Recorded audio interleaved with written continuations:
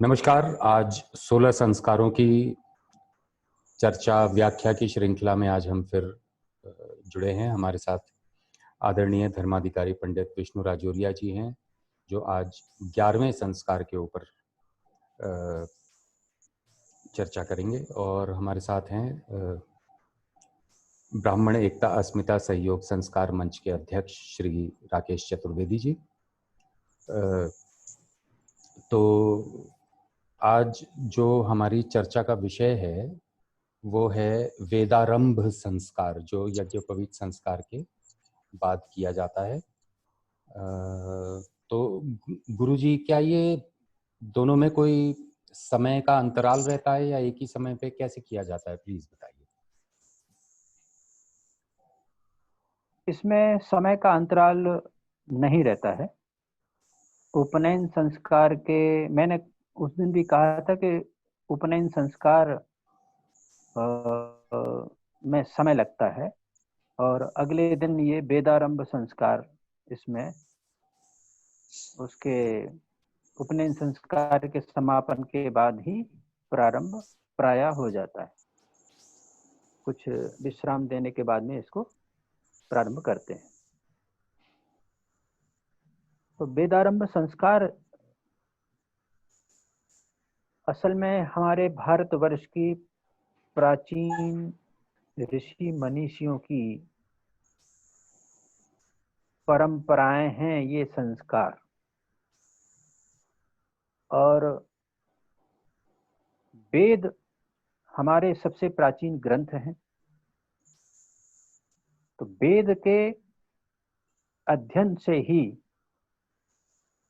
इस सृष्टि में शिक्षा जगत में प्रवेश का शुभारंभ होता था।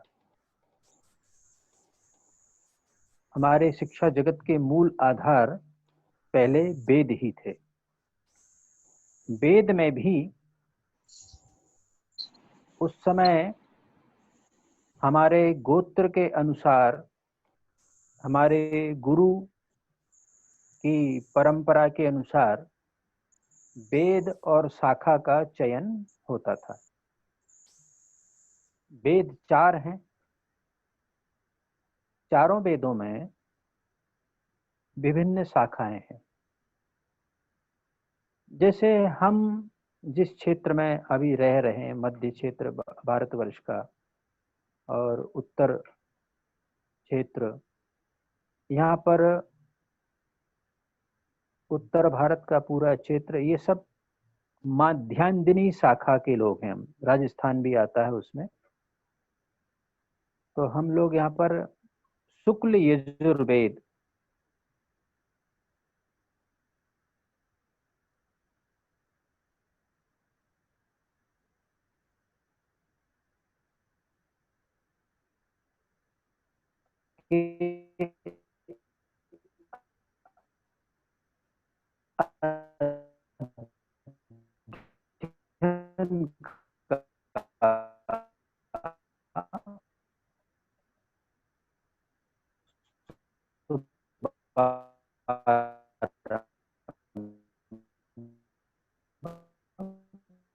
करते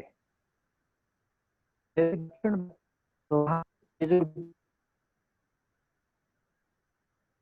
का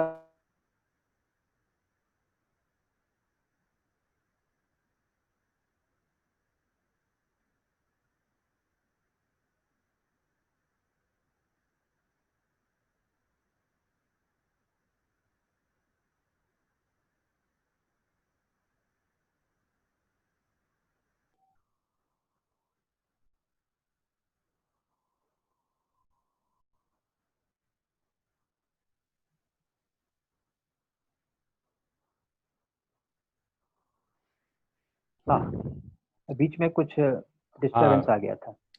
आपके नेटवर्क में कमी आ गई थी, तो हो सकता है हमारे नेटवर्क में दिक्कत आ हाँ, गई। शुक्ल यजुर्वेद तक हमने सुना, उसके बाद हाँ हाँ।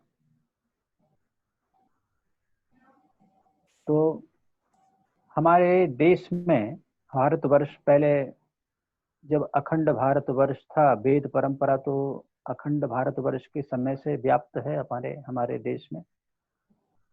तो हमारे देश में चारों वेदों की विभिन्न शाखाओं के अध्ययन अध्यापन की व्यवस्था प्राचीन काल से ही ऋषि मुनियों के आश्रम में रही है। तो जो उत्तर और मध्य का भाग था और पश्चिम का भाग, प्रायः यहाँ पर शुक्ल यजुर्वेद और माध्यांदिनी शाखा के विद्वान तैयार किए जाते थे। वाराणसी तक, वाराणसी की परंपरा मतलब काशी की जो परंपरा है वो शुक्ल यजुर्वेद माध्यांदिनी शाखा के विद्वान प्रमुख रूप से वहां पर तैयार होते हैं। कालांतर में वैसे काशी चारों वेदों के विद्वान वहां पर मौजूद प्राचीन काल से ही रहे हैं, और लेकिन विभिन्न राज्यों से वहां पर अध्ययन करने के लिए अपनी अपनी शाखाओं के छात्रगण विद्यार्थी आते थे। उपनयन संस्कार के, वेदारंभ संस्कार के बाद फिर उनको जो गुरु आज्ञा होती थी उसी वेद और उसी शाखा के अनुसार उनको, जैसे सामवेद का करना है तो उनको जैमिनी शाखा का करना है या कौथुमी का करना है, और ऋग्वेद जैसे जगन्नाथपुरी की परंपरा है तो वो ऋग्वेद की परंपरा का पीठ है। और तो भारतवर्ष में 4 शंकराचार्य के द्वारा स्थापित पीठ, चारों पीठों में वेदाध्ययन की व्यवस्था थी, अभी भी है। और काशी को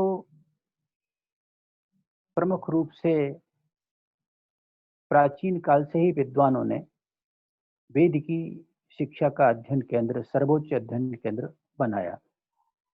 दक्षिण भारत में भी अनेक स्थान हैं जहाँ पर वेदों का अध्ययन, कांची कामिकोठी में और मीनाक्षीपुरम में, सभी जगह अभी भी होता है। वेद पाठशालाएं अभी भी अक्षुण्ण हैं इतने आक्रांताओं के आक्रमण के बाद। और ब्राह्मणों को मनुवादी कहकर पहले तो मुगलों ने हानि पहुंचाई लंबे समय तक, फिर सबसे ज्यादा हानि अंग्रेजों ने पहुंचाई, क्योंकि उन्होंने मैकाले की शिक्षा प्रणाली लागू करने के लिए सबसे पहले वेदों के क्षरण का ही सूत्रपात किया कि वेदों का, ब्राह्मणों का और जो भारतीय संस्कृति के मूल्य हैं उन पर चोट की जाए, उनको विभाजित किया जाए, उनको इतिहास से दूर रखा जाए। इस प्रकार का षड्यंत्र किया गया, जिससे तभी कह लगे भारतीयों पर तभी हम लंबे समय तक राज कर पाएंगे जब उनको संस्कृति से हटा देंगे। तो वेदारंभ संस्कार के बारे में पहले थोड़ी सी चर्चा कर लें। उपनयन के उपरांत मध्याह्न के समय में शुभ मुहूर्त में वेदारंभ संस्कार का शुभारंभ किया जाता है और संकल्प लिया जाता है। जो भी उस दिन का तिथि वार नक्षत्र होता है, संकल्प जिस प्रकार से किया जाता है उसी प्रकार से करते हुए अमुक गोत्र अमुक शर्माहम या बर्माहम गुप्तोहम जो भी हैं,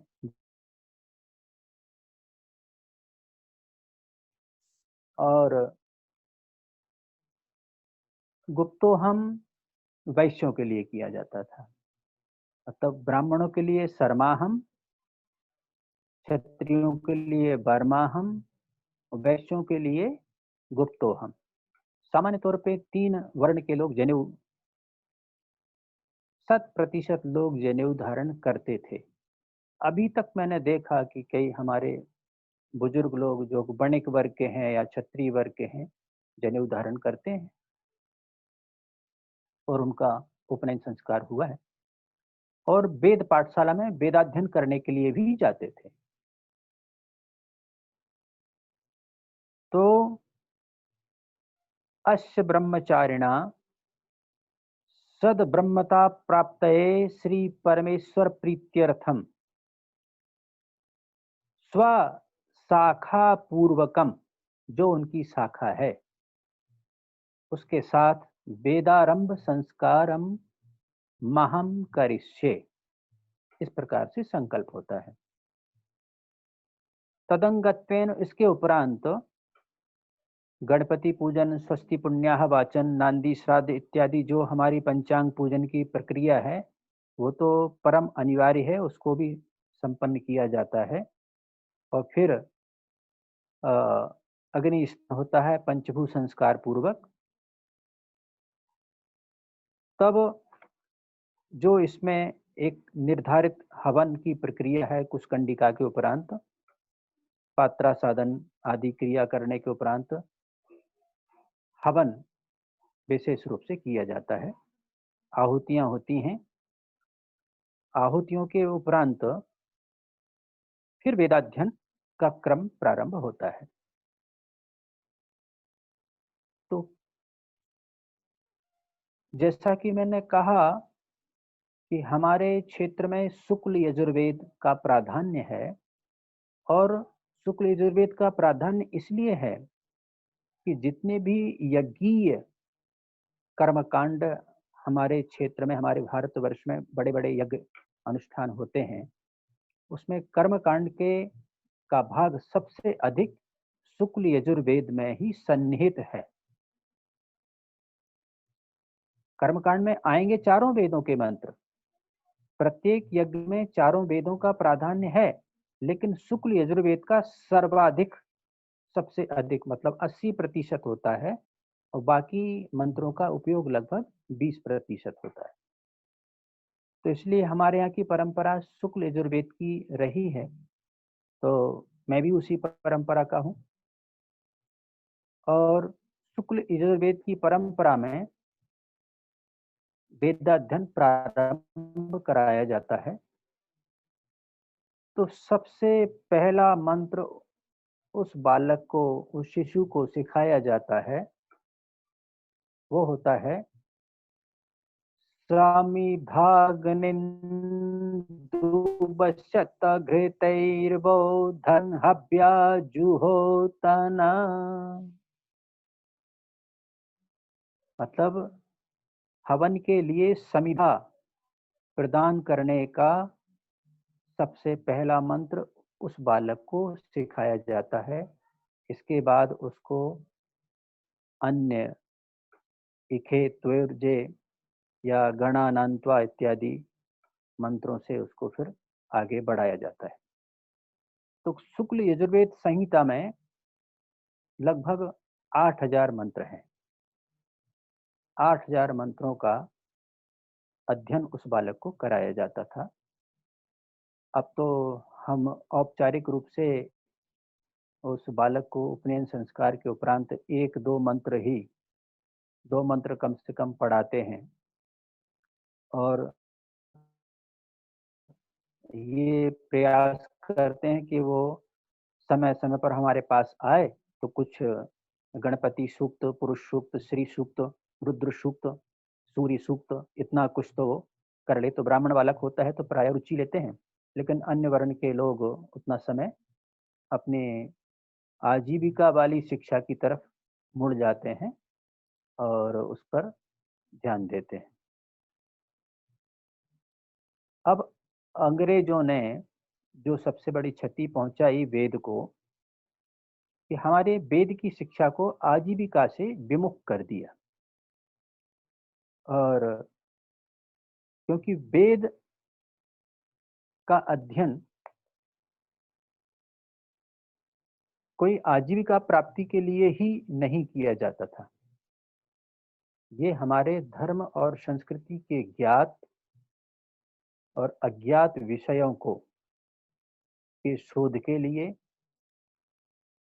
और ब्राह्मणों को विशेष रूप से स्वांता सुखाय, प्रजा के कल्याण की भावना, प्रजा को ज्ञानवान बनाने के लिए वेदारंभ संस्कार किया जाता था, तो किया जाता है, आगे भी किया जाता रहेगा। हो सकता है कि मुझे तो उम्मीद की किरण दिखाई दे रही है कि जो प्राचीन परंपरा थी वो पुनर्जीवित होने की ओर हम बढ़ रहे हैं। तो इस तरह से चारों वेदों के गुरु अपने अपनी परंपरा के शिष्यों को तैयार करते थे, जो पूरे विश्व में भ्रमण करके बड़े बड़े यज्ञों में पहुंचते थे और उनके मंत्रों का श्रवण करने के लिए हजारों श्रद्धालु वहां पर बैठते थे। जैसा कि कहा गया है वेदों में कि वेद मंत्र अपौरुषेय हैं,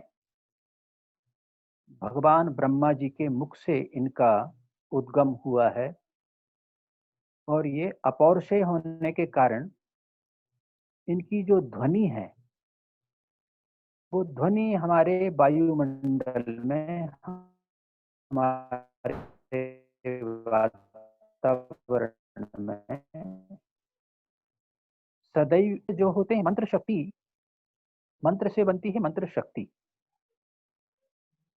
मंत्र ये हवा में ऐसे माइक पर चिल्लाने के लिए या शोरगुल करने के लिए नहीं होते हैं। जैसे गायत्री मंत्र के विषय में कहा जाता है,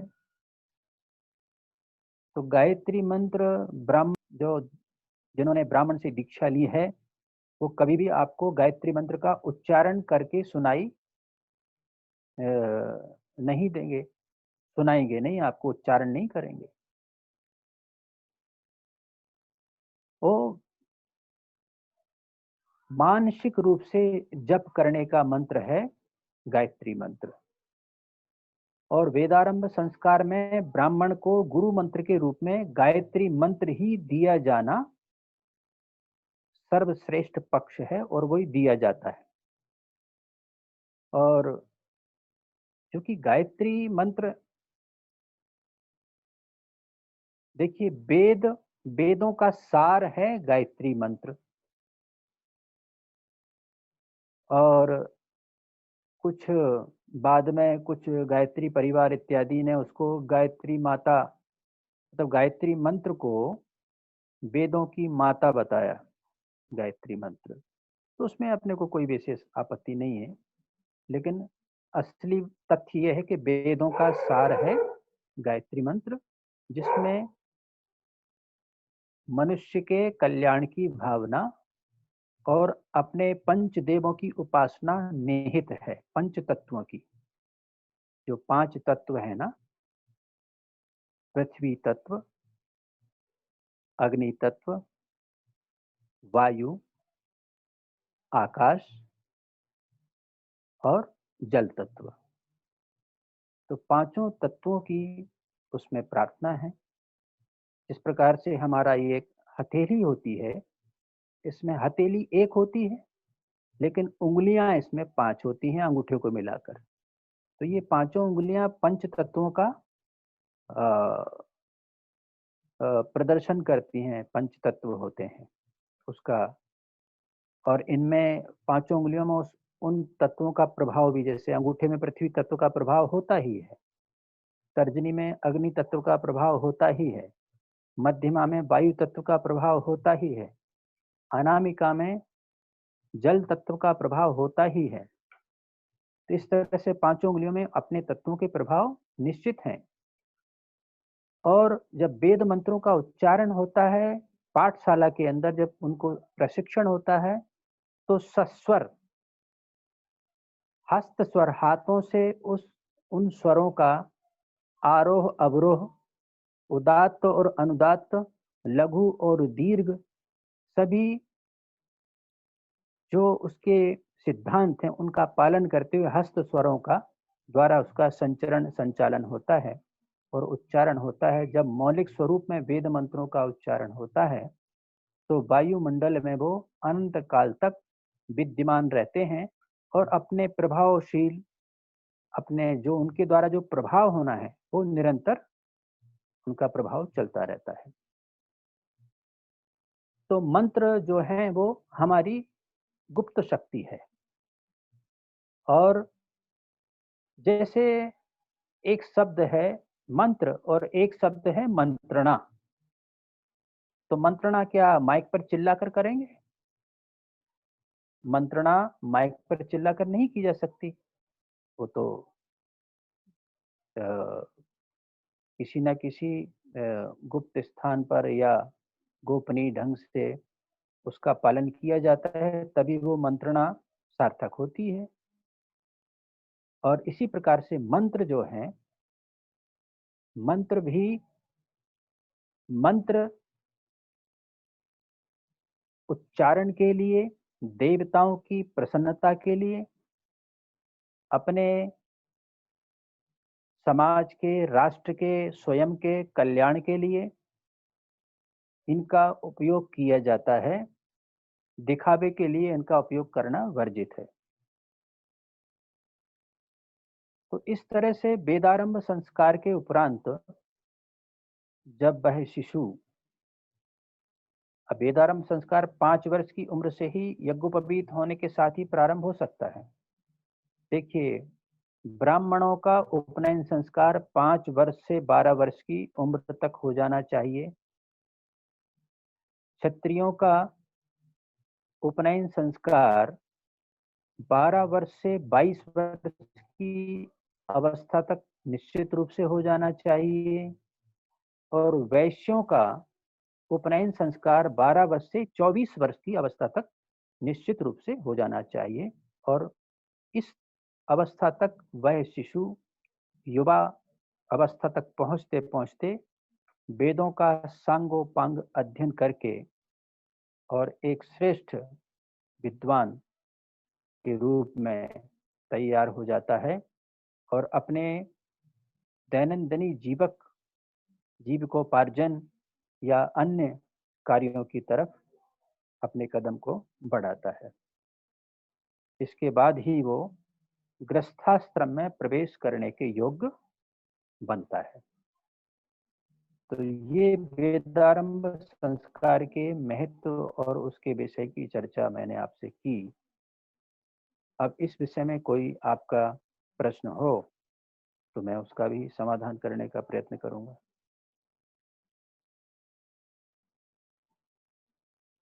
हितेश जी।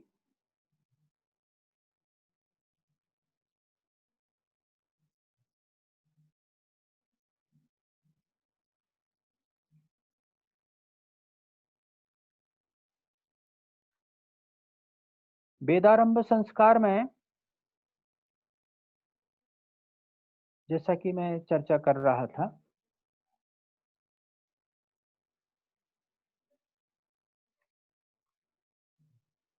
काशी गमन का भी चित्रण किया जाता है या समावर्तन का भी उस समय कार्य किया जाता है।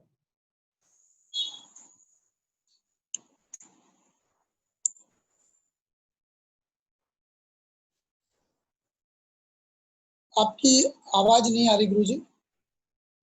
आज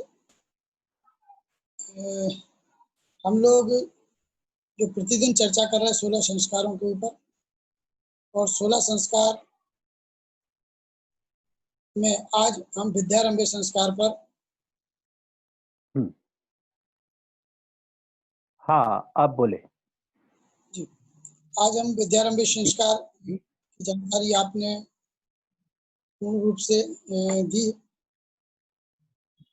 मैं एक चीज अपने चैनल के माध्यम से, आपके माध्यम से लोगों को केवल यही अवगत कराना चाहता हूँ, और हमारा भी और आपका भी जो उद्देश्य है वो केवल यही है कि हर व्यक्ति धर्म के प्रति जो लोग कहीं ना कहीं आज पीछे हट रहे थे, सामने आए और वर्तमान परिस्थितियां जो हैं निश्चित है कि ऐसी बनती जा रही है कि लोग अब फिर हमारे 16 संस्कारों के प्रति समर्पित हो रहे हैं और लोगों का जुड़ाव अब बन रहा है। जिस तरीके से निरंतर हमारे पास फोन भी आ रहे हैं, लोग जानकारी चाह रहे हैं, तो मैं समाज के सभी लोगों से